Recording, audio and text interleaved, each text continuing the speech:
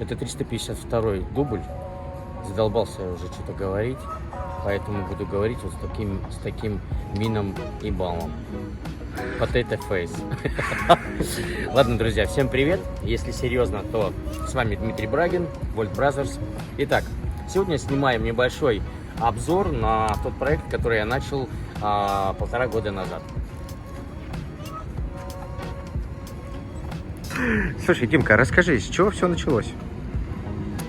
Началось это все давным-давно, много лет назад, когда я увлекся электромотоциклами и начал шерстить в интернете информацию по поводу, кто создает, какие бывают, какие бренды, какие фирмы идут в эту сторону, развивают технологии. И какая-то информация пошла, и меня снова захлестнула тема мотоциклов, электромотоциклов в большей части.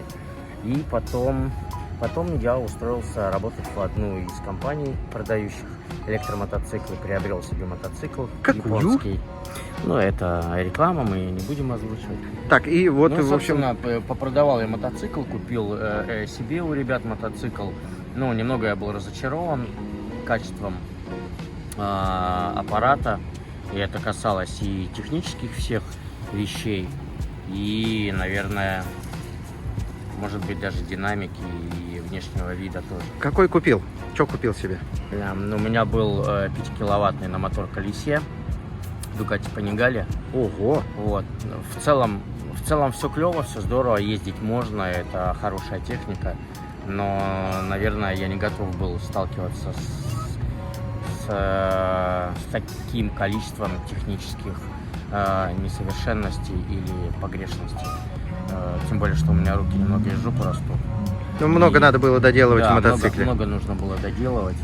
В итоге, после того, как я стал частью Volt Brothers, углубился немножко в тему уже более, может быть, профессионально, что ли, я решил сделать свой мотоцикл. И вот таким образом вот начался этот проект. Класс. Он начался в каком году? 1,5 года назад, он в 2021 году начался. Ох, да, интересный был год. Скажи, пожалуйста, вот этот проект начинался с чего? Рама сварена полностью с нуля или был донор? У нас же с тобой уже не первый обзор, я уже говорил, что рама изначально была взята от небольшого такого софт-эндурика мопеда, это Stealth Trigger, а подвески, передняя подвеска, вилка и задний маятник вместе с колесами, они были уже добавлены от других байков. Вилка была от китайского спортбайка поставлена, а, допустим, задний маятник был от японца спортивного, интегрирован в эту раму. И, собственно, потом понеслась. Сначала это должен был быть моторд, потом что-то начало меняться, и я понял, что в 2022 году я его не успеваю закончить, а очень хотелось, поэтому планировалось прям минимум изменений и во внешности, и в раме, что ли, в конструкции мотоцикла. Поняв, что мотоцикл я не успеваю в сезон сделать 2022 года, я решил уже делать из него прям что-то такое, что я хочу и что требует полной переработки той концепции, которая изначально была заложена. Конкретно. Поэтому родилась идея создания вот такого, пусть будет кибербайка, да, кибертрайка, кибербайка, Илон Маск, привет. Вот. Был разработан дизайн совместно с мастером, с нашим Витальяно. Где-то были мои идеи, где-то были его идеи, где-то его идеи разбивались об мое «хочу», где-то мои «хочу» разбивались о его как бы... Могу. Нет, и могу, и рекомендации о том, что, блядь, так нельзя делать, это тебе не картонка, да? Вот, в итоге вот был сделан обвес. И еще последнее изменение, которое мы внесли, может быть, вы еще не видели, это вот структура или рама была переварена под летящий хвост, парящий хвост. Здесь была направляющая, которая раму фиксировала, завершала раму подрамника и ходовой части. Ну и, соответственно, мы ее убрали, переварили, вставили вот эти трубы такого нормального сечения и очень-очень толстые, выдерживают достаточно много веса. Ну и все, зашили, и получился вот такой парящий хвост. Лучше смотреть на самом деле сзади. Очень хорошие видео получаются. Ну и выглядит он как-то прямо красивенько. Слушай, давай посмотрим мотоцикл, вообще вот по наружке пройдемся, посмотрим, раз мы начали сзади, не знаю, так делают обзор или нет, ну давай сзади начнем наперед. Давай. Посмотрим, чего сзади у нас и так далее. Расскажи, пожалуйста, и детали, из которых он собран, маятники, секреты рамы, обшивки и всего остального. Задний фонарь вот красивый у тебя. Давайте начнем с того, что маятник был взят от японского спортбайка вместе с колесом и тормозными системами, с тормозной системой.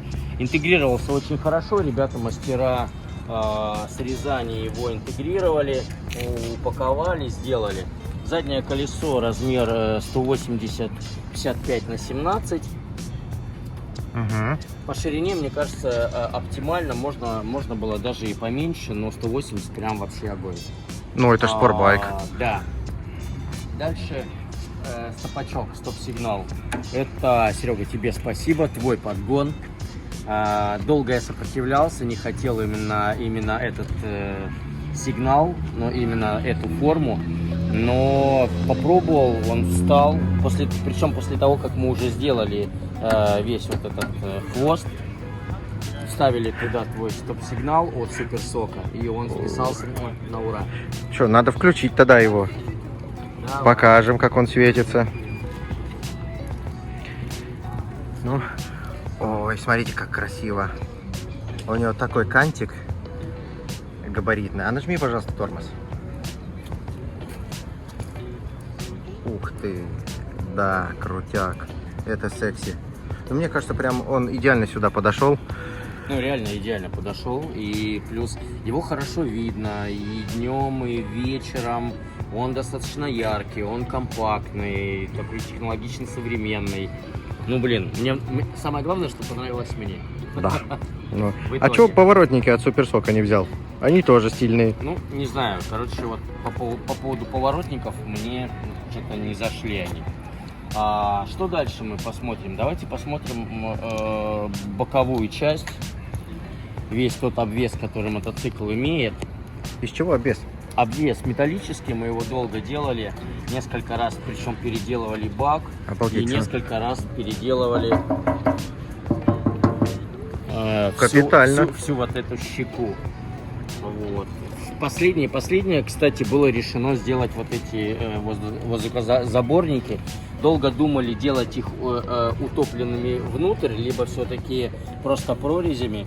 В итоге сделали немного забор воздуха через выпирание наружу со скосами. Потому что внутрь их нельзя сделать, там небольшое расстояние, уже начинается аккумулятор. Вот, но зато сделали вот несколько уровней ширины. Боковины. Нет, не боковины, как это называется? Плуг. Плуг. Ага. Плуг, по большому счету, он немножко вот на 1,5 сантиметра шире, чем весь байк. И чуть-чуть сужается в нижнюю часть. Крутяк. Слушай, здорово. Да, много было, немного, но был небольшой хейт по поводу того, что это металл, по поводу того, что здесь рубленые грани. Просто ребята, там кто-то еще не понимали, что здесь все будет зашиваться. Вот сейчас посмотрите, здесь никаких прям не загнутых, не оплавленных, скажем так. Как плохая сварка. Да. Каких-то режущих фрагментов нет. Здесь все подведено к баку практически вплотную. Здесь мы тоже все зашили, загнули, сделали дополнительно. Очень качественно, очень чисто. Хорошо сварено, прям видно. Так. Что еще? Бак переделывался пару раз, но если честно, то скажу, что получился все-таки он слегка чуть-чуть некомфортным, но может быть из-за того, что седло еще не сшито. Ну, то есть о чем речь идет? Вот эта грань, вот эти две грани, они немного давят внутреннюю часть бедра. Но когда будет седло, оно прикроется, как раз оно будет заходить немножко на бак и как бы немножко обнимать с двух сторон. Поэтому здесь будет мягко, и эта история уйдет. Вот. Ну, то есть на будущее я, если буду в этом же стиле байк делать или повторять этот байк, то вот эта грань на баке, она будет уже. Либо еще будет грань дополнительная, которая будет более... Вставка в виде плавная. ромбика. Ну да, может быть. Не здесь. Слушай, а не здесь, а именно вот здесь. ты, значит, еще будешь байки делать, да? Ну, сейчас у меня в гараже стоит 3 мотоцикла, которые в зиму, причем они в разной степени готовности. Это будут мотоциклы, которые, во-первых, готовятся к мотовесне и кастом-шоу, а во-вторых, эти байки, которые будут на продажу. Кстати, этот мотоцикл тоже будет выставлен на продажу через какое-то время. О, так, вообще у меня вопрос. А ты вот бак сделал, что под баком? Что там находится? Пустота или что-то есть? Под баком, во-первых, идет ребро рамы, вот это основное ребро рамы, которое вот так идет. Так. Вот, на нем мы наварили стоечку, небольшую платформу для контроллера. И, собственно, контроллер лежит под небольшим углом. Здесь вот вы видите небольшие воздухозаборные окна, в которые заходит воздух, который охлаждает платформу контроллера. Угу. Сюда будет ставиться либо решетка, либо какие-то дизайнерские изыски. Класс. Вот, не знаю, но скорее всего просто решетка будет. Слушай, а ты не думал сделать какое-нибудь место для хранения здесь, там, как-то так, или порт для зарядки? Порт для зарядки будет после того, как будет куплена зарядка водостойкая, вот, и более мощная. Но на самом деле вот 10-амперная зарядка, которая сейчас есть, ее более чем достаточно, учитывая то, что мотоцикл сейчас проходит в районе 180 километров по дальности хода. Вот, но, если честно, не тестировал прям на Это на одном заряде? На одном заряде, да. Обалдеть. Но я не тестировал. То есть 150 гарантированно проходит. Это не экономия вообще. 180 в обычном цикле городском. Я уверен, что он пройдет, но я еще не замерял. Не было такого, что я прям вот нуля. Слушай, уже крутой результат. Уже. Вот, это если честным быть. Ну что, идем дальше? Да. А что у нас спереди? Спереди у нас фара, она светит. Ага. Фара достаточно яркая, пока что не совсем вся электрика подключена.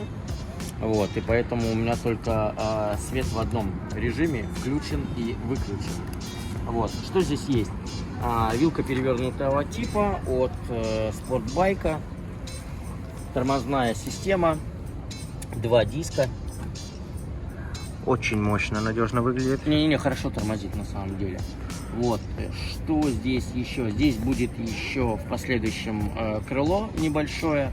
И сейчас вот 3D дизайн делаем морды. И потом будем заказывать в эту морду уже, чтобы нам напечатали. Вот. Круто. По поворотнике ты спрашивал. Мне прям вот не хотелось вот эти вот торчащие уши. Тем более здесь вот прям вот грань, на которую прям напрашивается поворотник. Он хорошо встает. И в принципе сзади достаточно лаконично поворотник вписывается. Ну вот я нашел, если честно, в одном из магазинов торгового центра Формула X. Нашел поворотнички. И мне Костян прилепил их. По поводу зарядки, да, по поводу зарядки есть сейчас вопрос.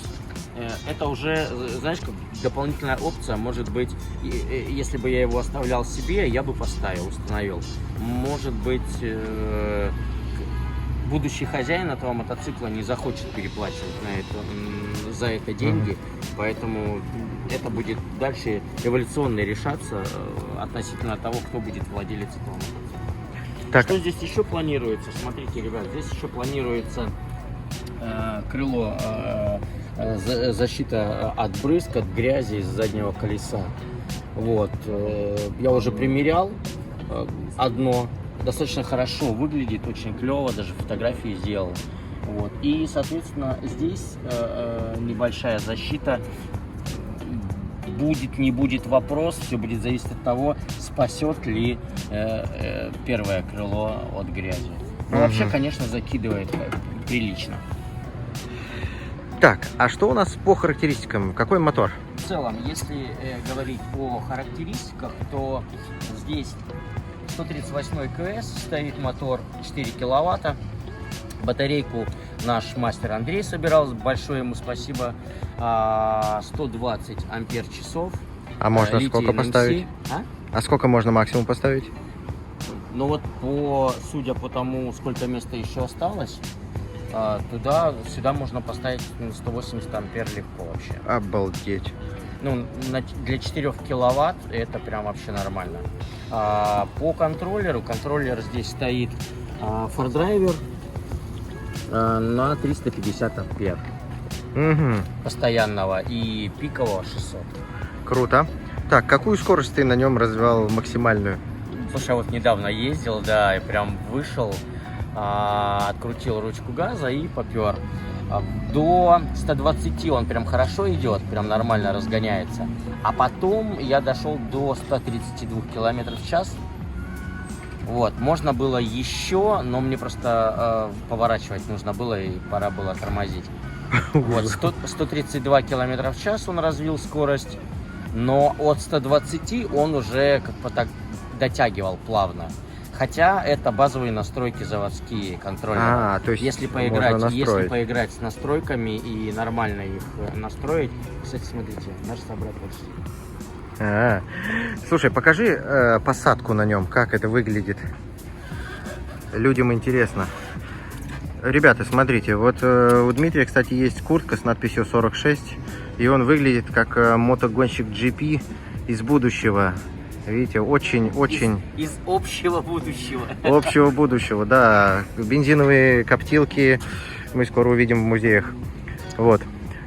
Слушай, скажи, пожалуйста, какие есть еще планы на этот мотоцикл, кроме крыльев? Что хочется сделать? Будет ли графика? Будем ли... Подытожим, что допилить, что нужно, да? Крыло, морда, подключить приборочку, потому что сейчас она еще не подключена. И последнее, что я хочу сделать, это покрасить его, потому что сейчас он реально просто серое пятно. Что я уже запланировал цвет будет вот такой. Да, ну я думаю, что это примерно один цвет с колесом, да, чуть-чуть отличается, но ладно. Слушай, открой секрет зрителям, ты весь его будешь красить или как-то частично? Очень много думал, решал. Что я решил по покраске? Будет вот эта грань полностью рыжая, вот эта грань, и вот на хвосте будет вот эта грань рыжая. То есть вот эта вся поверхность, она будет рыжая. Седло, скорее всего, будет темное. Без цветных вставок. Оставлю только черным, чтобы эта линия прерывалась. Оранжевую строчечку, ниточку, в ромбик, в крестик. Да, пунктиром, блин. Вот. И дальше хочу сделать вот эту грань рыжим цветом. Красиво, кстати. И полностью весь плуг тоже рыжий. Ух, красота будет, да. А вот этот цвет будет перекрашиваться или он так и останется? Ну, сейчас я на самом деле хочу оставить ровно так, как есть.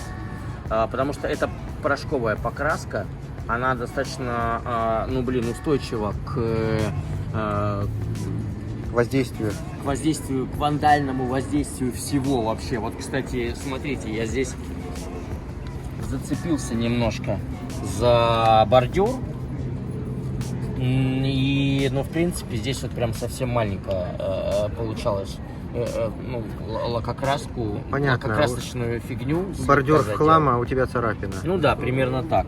Поэтому нет, ничего делать не буду. Цвет хороший, качество покраски прекрасное. Только плуг, грань бака, крыло и все. Ну и морда рыжая будет.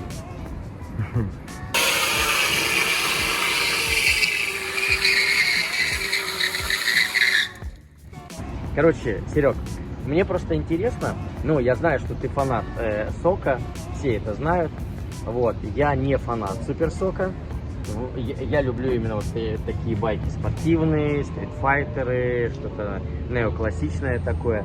Вот мне просто хочется узнать твое мнение, честно твое мнение по этому мотоциклу, по этому проекту.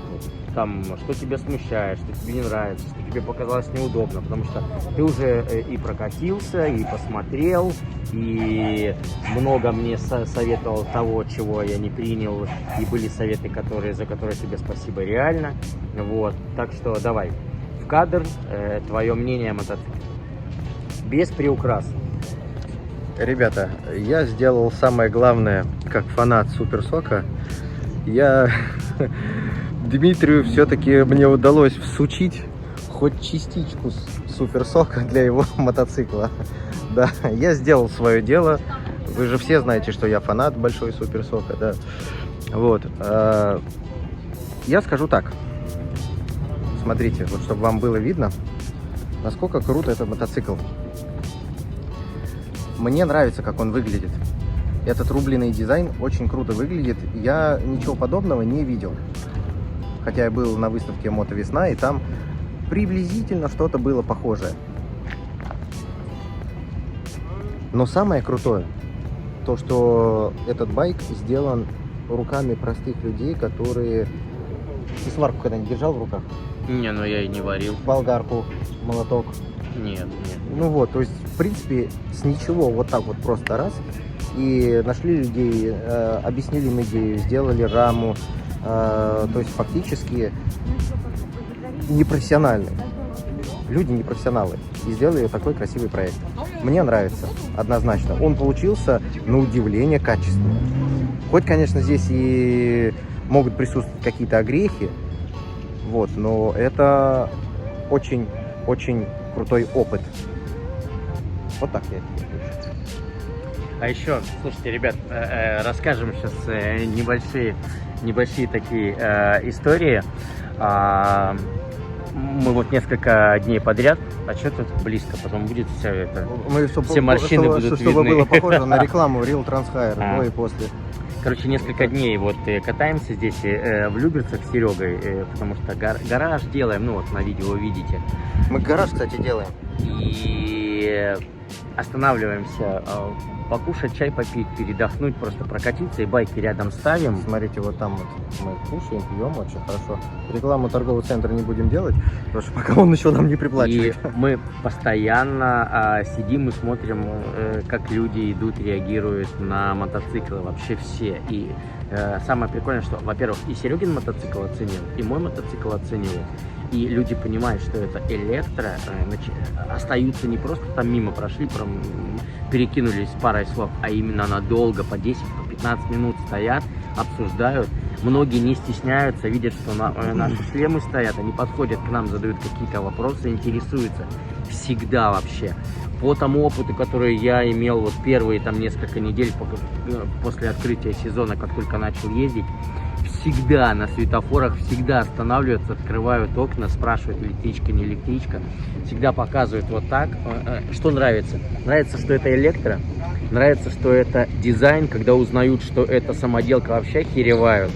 И самое прикольное, что я им предлагаю сразу записать номер телефона, либо найти меня в инсте, чтобы потом, ну, если захотите, такой же сделаем для вас. И они соглашаются. И реально берут контакт, либо сами дают контакт. Поэтому, блин, движняк по поводу электромото, мне кажется, прям начинается достаточно активный. Да. Самое приятное, что мы во всем этом вот прямо сейчас находимся, и это круто ощущать. Вообще, на самом деле, на твой мотоцикл, точнее, на мой мотоцикл смотрит больше, потому что он рядом с твоим стоит. У меня-то обычный. Да. И не буду отрицать.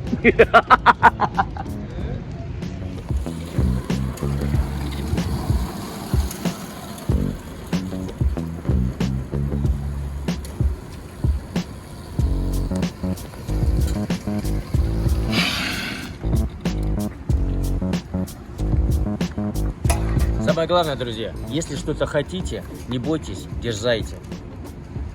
Подписывайтесь на канал Wild Brothers, поддержите нас своим мощнейшим лайком, и вы увидите еще не один проект от нашего клуба. Всем пока!